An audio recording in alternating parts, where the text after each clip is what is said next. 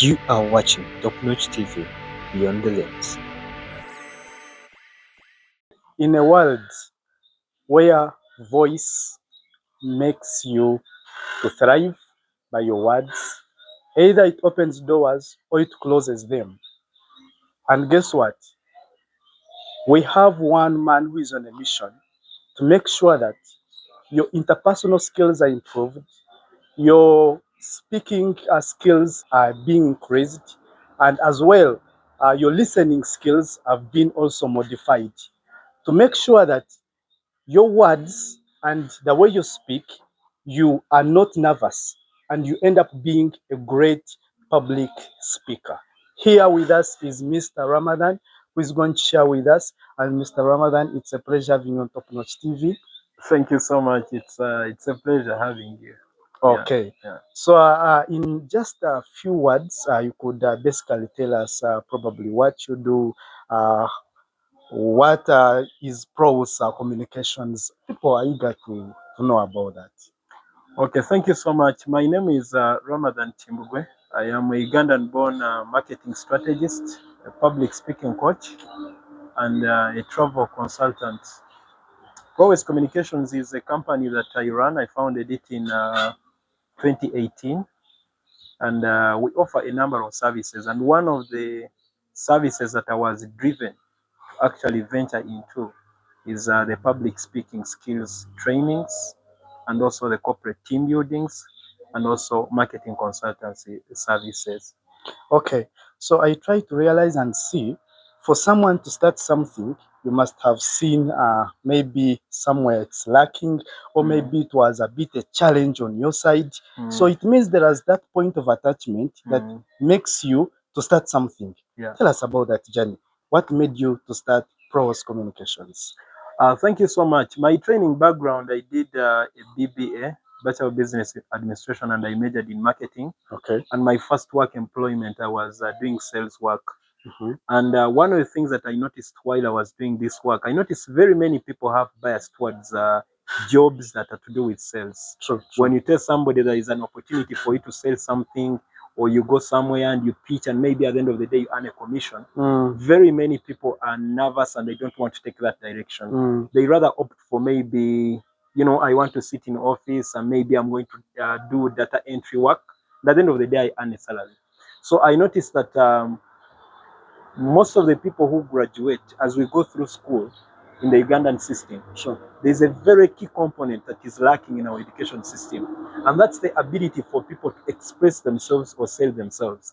So people go through, they get these amazing grades, we cheer them up, but when they get any platform opportunity to apply for a job opportunity, they cannot express themselves. You're very right. So you have somebody who has a first-class degree, or they have a second upper degree, but when they apply for a job and they get an opportunity to appear on the panel, they cannot even talk about themselves. So you're given an opportunity to talk about yourself maybe for 1 or 2 minutes, and somebody gets stuck. They cannot say out anything. And yet this is what I feel is one of the most important skills that we need in this era of work. Why do we need it?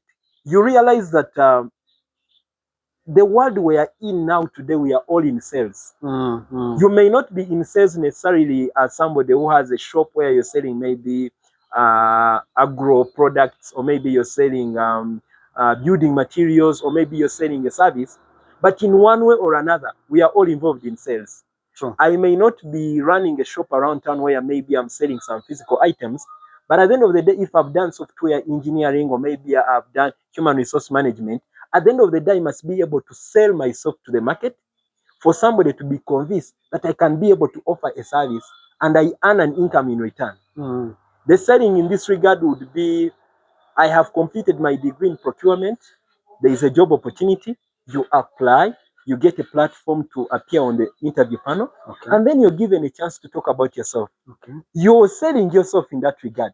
You're not having a product or service that you're exchanging at that minute to earn an income from it, but you're persuading, you're convincing a panel that you look, here I am, these are my competencies, these are my experiences, and I feel I'm the best person for the job. So at the end of the day, you may either win and get the job, meaning you have succeeded in selling yourself to the panel that you're the best candidate for the job, and you take up the job, or you end up failing. And for most people, about 70% of the people who fail at these interview panels, it's because they cannot coherently express themselves. They have all that is on paper, but somebody is not convinced. They aren't confident. Yes. So when you have your first class degree, I need to be convinced that actually what you portray is exactly actually what I'm seeing on paper. I might have this first class degree, but at the end of the day, I cannot actually convince anyone that actually this is my first class degree, which raises issues or maybe doubt that you may not be the best candidate for the job. Because I also remember there's this particular summit I attended, and there were most of these startups, and they were trying to raise some funds or resources for their startups.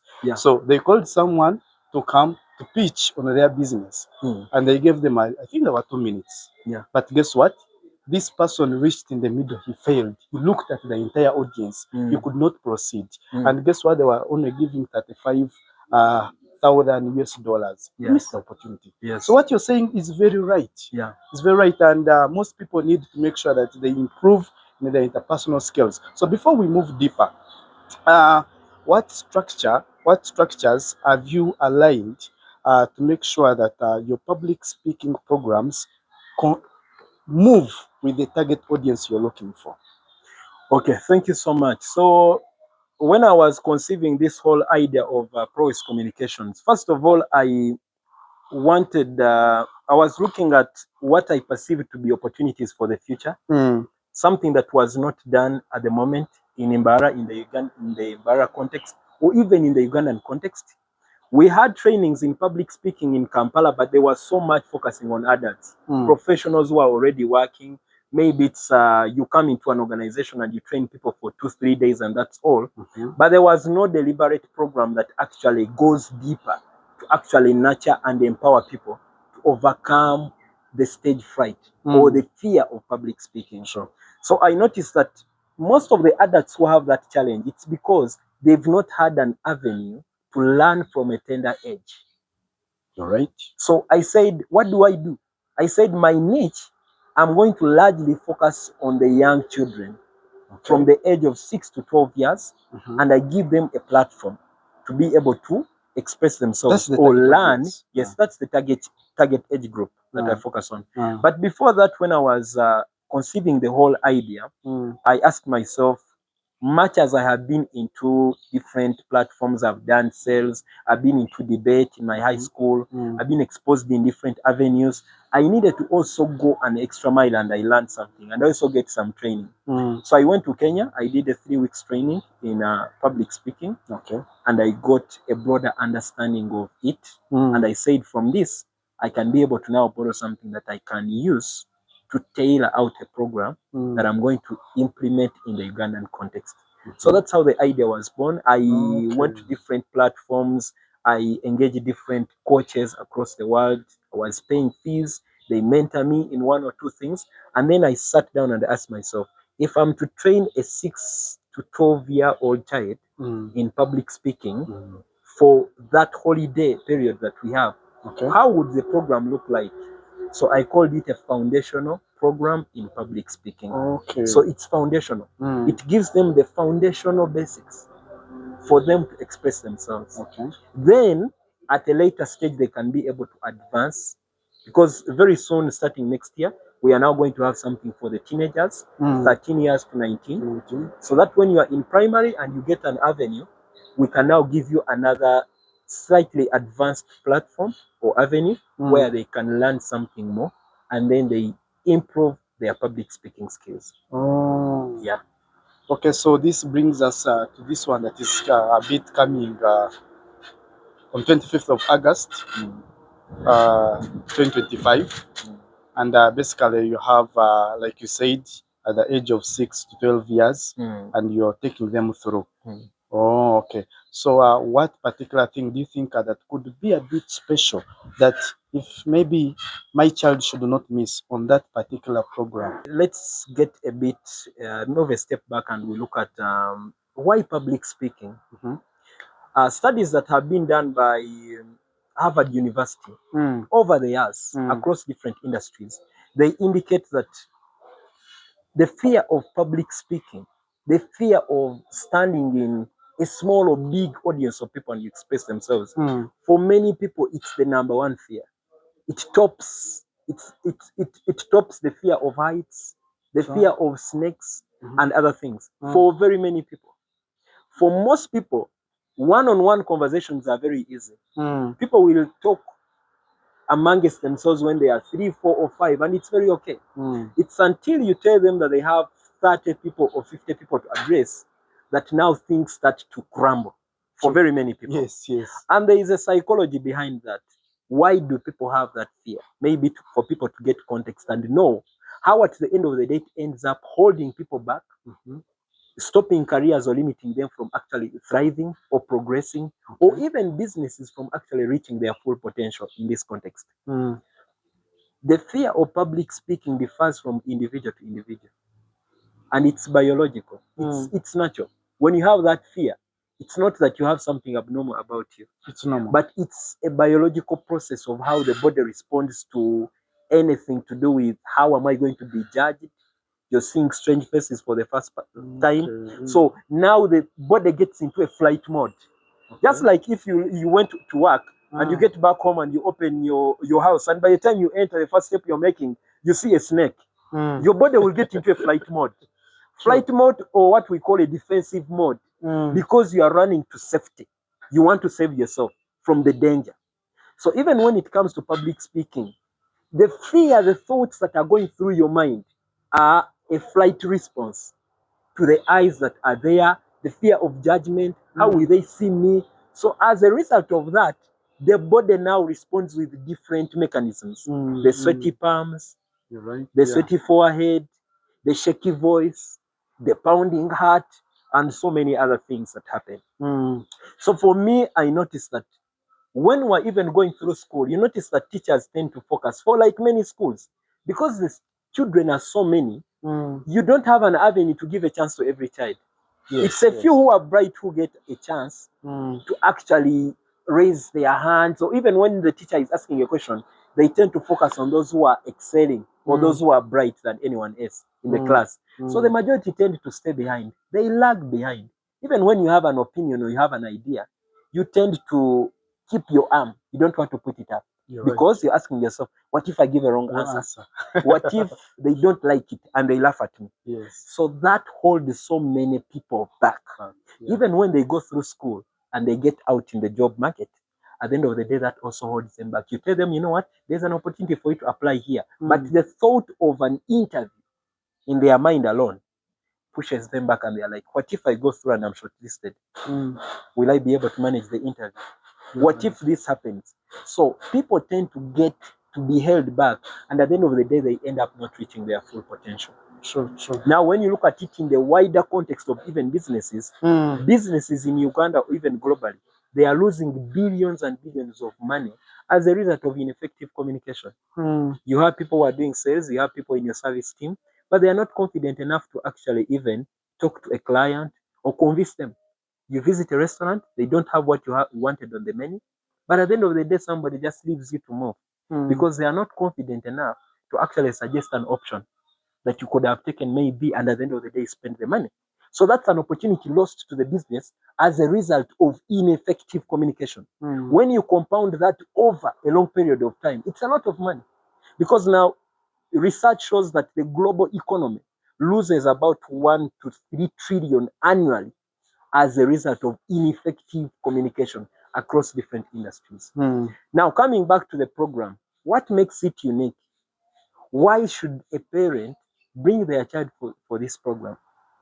This program has been running since 2019. And one of the things that makes it very unique is because it's a highly participative program. Every child, every program day, every child gets an opportunity to show up on stage and share something to their peers. And we watch over them and we give them what we call supportive feedback, which they never get in school. So you always have a team of judges? No, not really judges, but facilitators or maybe coaches that I run the program with. So what happens is that, first of all, we take on a limited number of children because the program is highly participative. And every program day, every child gets a chance to show up on stage. and they share something, because we believe Even if they are 60. the only way for you to overcome the fear of public speaking is to get as many opportunities or avenues to express yourself as possible. Just like driving, singing, cooking, or anything. Okay. You become better by attempting it as many times as possible. Yes. So it's not like kids come and then they sit and we take them through theory and then they write notes and go back home. No, they learn a concept, get in front, share something, and then we watch over them. For example, if we learn something to do with body language, use of hand gestures, use of eye contact, use of stage movement.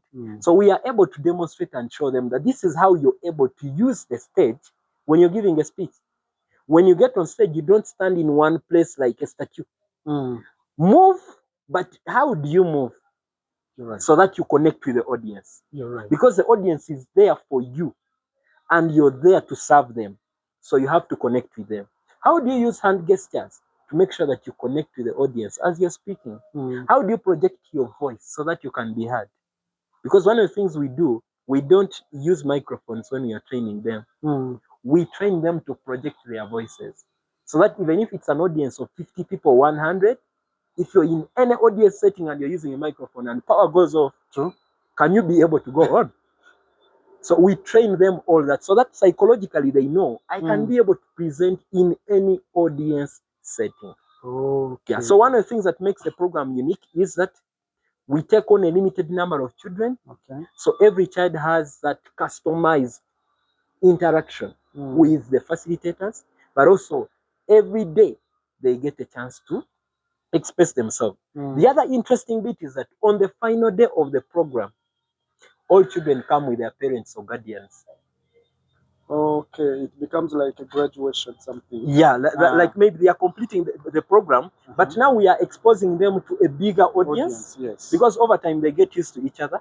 So now what we do, we now expose them to a bigger audience. They come with their parents, they come with their siblings, and we also invite other people from our networks to come and witness the day, and we use it as an avenue, first of all, for parents to see what is the progress, what is this progress that my child has been able to make over the last 16 days of the program. Secondly, we also use it as an avenue to get constructive feedback from parents. What is it that you've been able to see? What can we improve? What can we do better? So that the program can be able to serve the needs of the parents and the children. Okay. Yeah. So one thing is running into my mind. Why did you choose to start from the age of 6? I think even someone who is having 3 years and who she's studying can be able to speak. What is that hidden thing that you're starting at the age of 6? The age of 6 is it's very deliberate, because for many children, the age of 6, that's when we feel in terms of managing them, but also even being able to express themselves in a way, or being able to catch up with even the other age group that they have, 6 to, because the average age is always 9 for these children. So we feel 6 years is the most ideal age for these children to start and embark on this program. There are even those who have come at 5 years and they have been able to catch up. There are those who get to 5 and they are more sharp. They have been exposed to broader environments and they can be able to match up with those of 6, 7 years.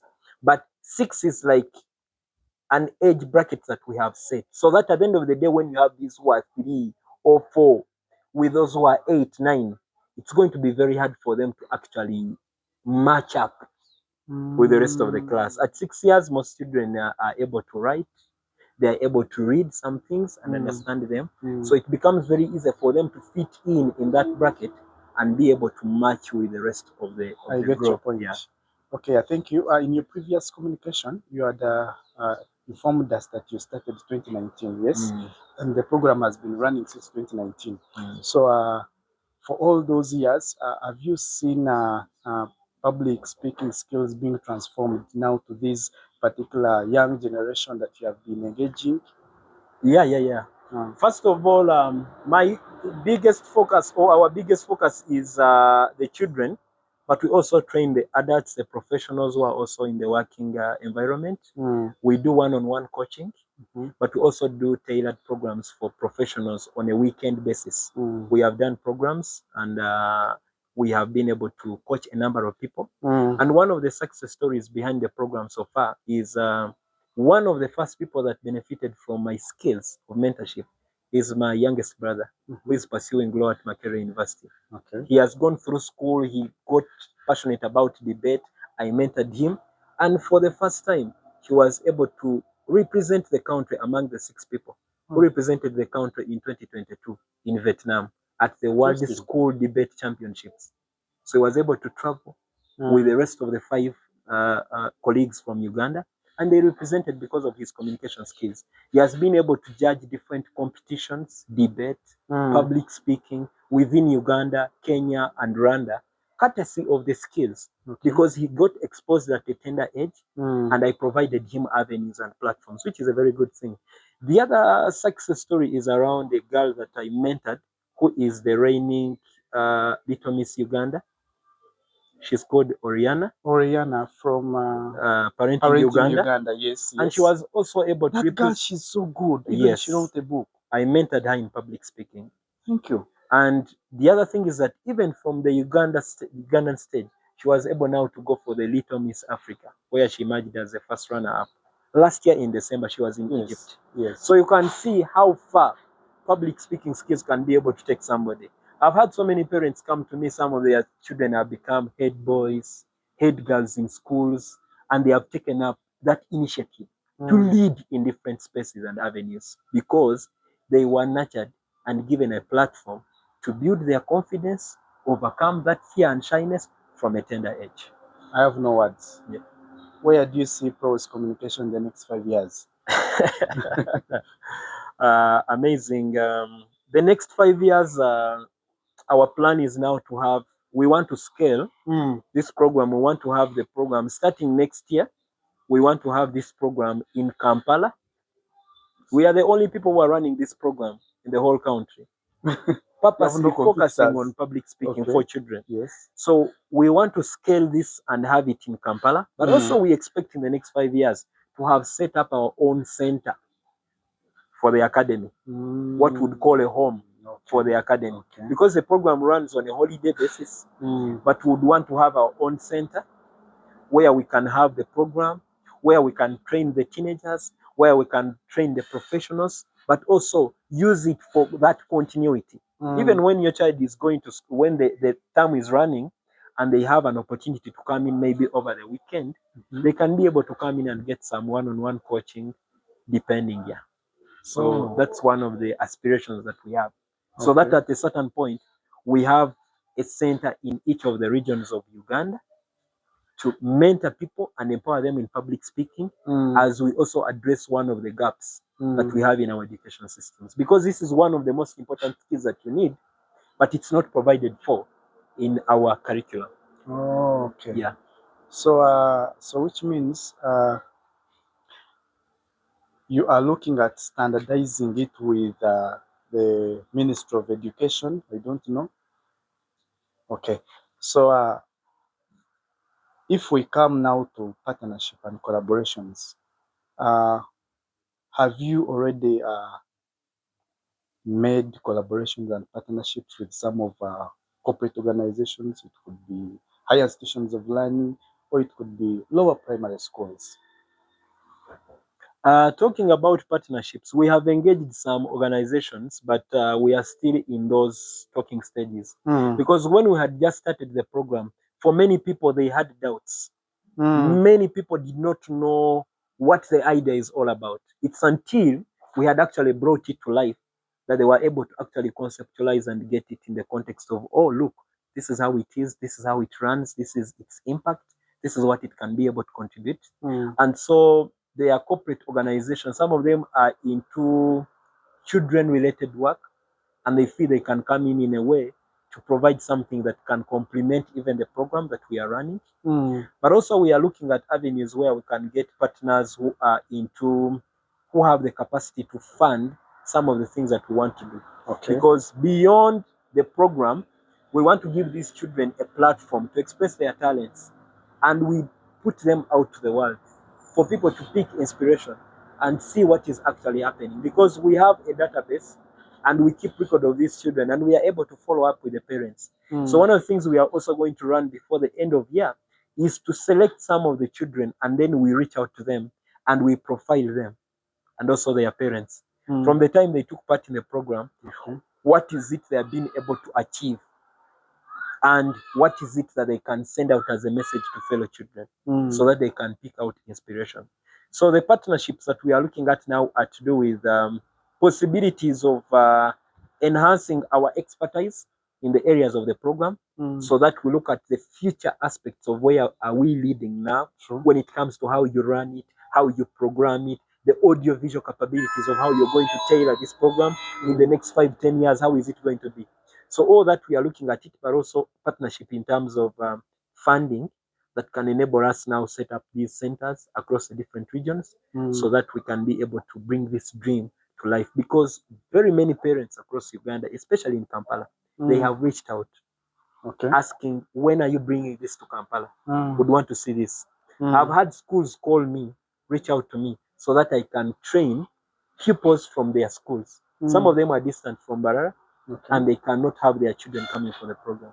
So when we have partnerships with even government or any other stakeholder on areas to do with scaling, then we can have this program across different regions, and it benefits very many people across the board. Yeah. So you don't have online programs yet, whereby maybe like these learners from Kampala, now you can be able to facilitate them using online means yet? No, we have not done that yet. We have the capacity, and we have had very many people ask us about that. But the nature of the program being a foundational program, it is best done or run with that physical engagement or setting. Online programs are very good, especially for those who already have something, or they are already somewhere at a certain level of public speaking, and then you're just maybe enhancing what they already know. You're giving them tips on more advanced information that they can actually now incorporate in the work that they are doing. But for children that you're trying to mentor from the start, from scratch, the best way is for you to have that physical kind of engagement. It is the best for them to get the best start when it comes to the program. True. Yeah. Okay. Then let us come to media. How do you think media can be able to come through and engage into your work to make sure that these skills are being extended even to the wider audience? Thank you so much. First of all, the media is the media has the, for example, like TopNotch TV. Yeah. For example, TopNotch TV, media platforms like TopNotch TV. One of the biggest advantages they have is that they can amplify information to spaces that you may not be able to reach, you as a person or as an organization. So for example, when you have this content, for example, like on the final day of the program, we could maybe look at having this running online, and maybe parents from wherever, or even children, they can tap into and see what happens on the final day of the program. So you can have that broader reach. And with time, some parents who are not convinced who are so much, because we are so much told that we need to focus on the academics. So very many parents are like, if something is not maybe academics, if it's not maybe coaching for mathematics for my child or anything, maybe that's not very essential. But then they forget that if they go out and excel in whatever subject at the end of the day, if they cannot be able to express themselves, at the end of the day, it's not going to. The grades are very good, but they are not an end in themselves. You're right. So having command of that language, being able to articulate issues, express yourself coherently, with clarity, with confidence, at the end of the day, it's what is going to give your child leverage. That's why for some people, you will find they are average performers, but at the end of the day, they are actually in big positions and they are leading the top performers. And we have seen that a lot. Yes, we have seen that. Even the people that we admire in this country, the leaders that we look up to, they are great communicators. If you talk of people like maybe Norbert Mao, if you talk of people like Simon Uganda, if you talk of people like the Honorable Winnie Chiza, if you talk of people like our president, he's very humorous, and many other people that we admire or we aspire in the different spaces, in the professional world, in banking, in insurance, in telecom. All these people, they have one thing that cuts across. They are great communicators, because you cannot lead if you cannot communicate. Leading is about selling a vision to people so that they can follow you and be part of the journey of what you want to actually achieve. So if you cannot convince people, how are you going to have people who are going to rally behind you? If you're a departmental head, how are you going to convince people that, look, this is what I think we should take up as a strategy to actually increase our sales, if you don't know how to articulate the strategy in the first case? Yeah. Thank you. You're very right. Yeah. So now a quick one. We have different stage frights. Yeah. So one tip to overcome a stage fright. One tip that I can give anyone out there who may not have had maybe any training in public speaking, and it is your first time and you want to see how you can even become a better communicator. The number one tip for public speaking is 3/4 of any speech that you see anyone sharing on stage. Now we need to see into the camera and you tell them. 3/4 of any speech that you see anyone sharing on any stage or platform is actually done before they physically show up on stage. What do I mean? That 75% of any speech, you do it before the actual presentation. So the only way or the best way for you to overcome the fear of public speaking is to do preparation. So when you prepare enough, when you know your subject, if it's a topic, you research very well, you rehearse. At the end of the day, it's going to minimize the possibility of the stage anxiety actually draining you when you show up on stage. Do you know what?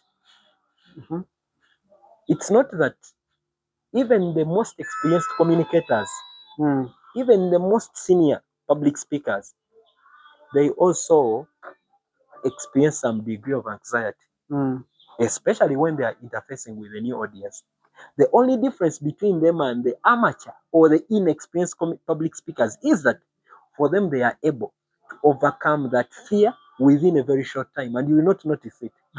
If you're in the audience, you will not know that I'm nervous. Yes. But me, I'm nervous. But the degree of that nervousness is so small that you cannot notice it. And yet for somebody who is inexperienced, the more time they spend on stage, the more the anxiety grows. And it can be seen. You're right. The hands are shaky. Yes. The microphone is almost falling. If you have a piece of paper, it will definitely fall. Yes. The legs are shaking. That's the only difference. So for you to overcome that, practice as many times as possible. Thank you so much, Mr. Ramadhan. You're welcome. And before we close this out, one final words for the viewers, because we have something ahead that is coming, and these parents, these teachers, they need to get to know into what you have for us in August on 25th. Probably one word for them. Thank you so much for the people who are viewing this. I want to tell them that the world has changed immensely, and it's now becoming more competitive than it was maybe 2015 or 30 years ago. Back in the day, we had people going through school, you graduate and you're very sure that you have a job. But with the dynamics of the world of work today, grades alone are not enough. Because if it was something to do with maybe a lack of graduates, we have very many people graduating today. So the question is, what is it that makes you stand out from the rest of the people who are graduating? If it's about a first-class degree, a second upper, very many people are graduating with those degrees. So what is it that you have that's unique about you, that is exceptional, that somebody should base on to employ you and not any other person? And one of the things that is going to make you stand out is the ability to sell yourself. And the only way for you to sell yourself is for you to work on your communication skills, especially the ability to express yourself in any audience setting. So for parents out there, I know we really want to have those grades and we love them. They give us fulfillment. They give us joy.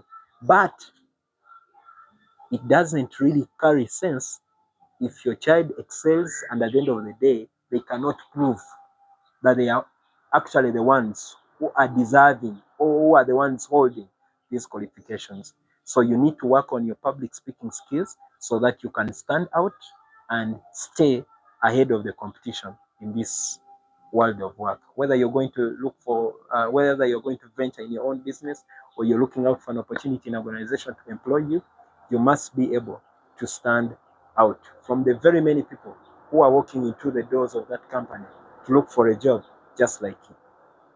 Yeah, thank you so much. I think those are the words you have heard from Mr. Ramadhan, the visionary bearer of Prowess Communication. And in order for you to influence different audiences and as well you're able to boost your confidence in public speaking, please get in touch with Prowess Communications and we are able to make this world a better place to be in. Thank you so much for being with us. And Mr. Ramadhan, it is a pleasure having you on TopNotch TV. Hope we meet once again.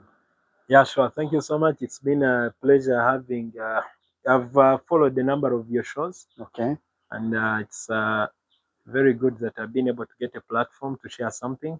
And maybe very soon, like I shared with you, I'm a travel consultant. Okay. I've traveled to different destinations within Uganda and beyond. Okay. Maybe I'll be able to share nuggets, 1 or 2 nuggets about the travel industry, opportunities, and many other things around the travel space. Thank you so much. Till next time, bye-bye.